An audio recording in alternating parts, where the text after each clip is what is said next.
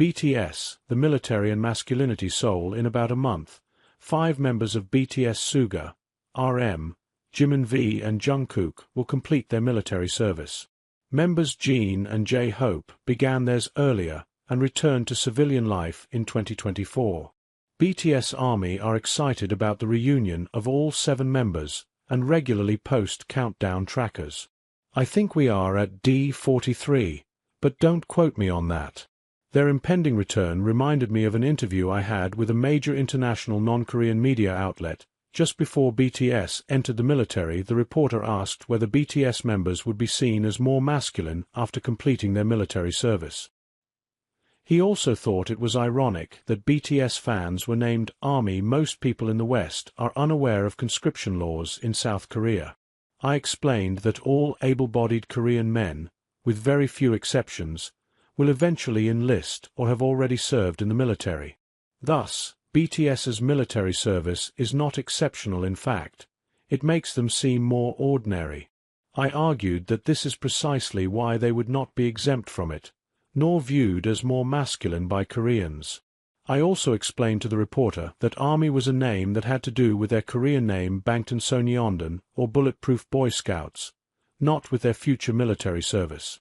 The undercurrent of the original question was that, to many casual observers in the West, K-pop male idols are viewed as more feminine than their Western counterparts. BTS have been subject to vile homophobic, racist and sexist remarks. For example, in 2018, Mexican TV talk show host Horacio Villalobos commented it doesn't matter if they wear Gucci clothes. This collection is a fail. They look like an LGBT group. He then said they are all men. They look like they would work at a gay club later. He offered a conditional apology stating that he did not mean to offend the members or their fans. Of course, these remarks about BTS do not come only from outside of Korea, but also from within. In the infamous 2013 clip, rapper Be Free and others on a radio show accused BTS RM and Suga, in particular, of not remaining true to their hip-hop roots by becoming idols.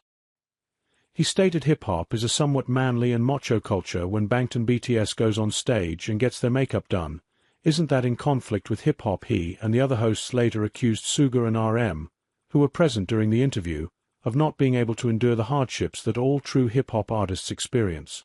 He added, "For me, it's that mindset. You guys were on the same path as us, but you couldn't overcome that temptation in 2019. Be Free issued a formal apology, but many fans felt it was too little, too late. These comments suggest a view of masculinity that is defined in opposition to femininity, designer clothes and makeup. In addition, men are supposed to be macho and able to endure tough times. Of course, men are cast as superior to women. Thus, masculinity is more desirable than femme. Still, this begs the question of whether military service will somehow enhance the perceived masculinity of BTS. Traditional masculinity is associated with physical attributes such as being tall and muscular, emotional and behavioral characteristics such as stoicism, domination, toughness, aggressiveness, and so forth. We'll set aside the discussion of whether these traits are compatible with a progressive view of masculinity for another time.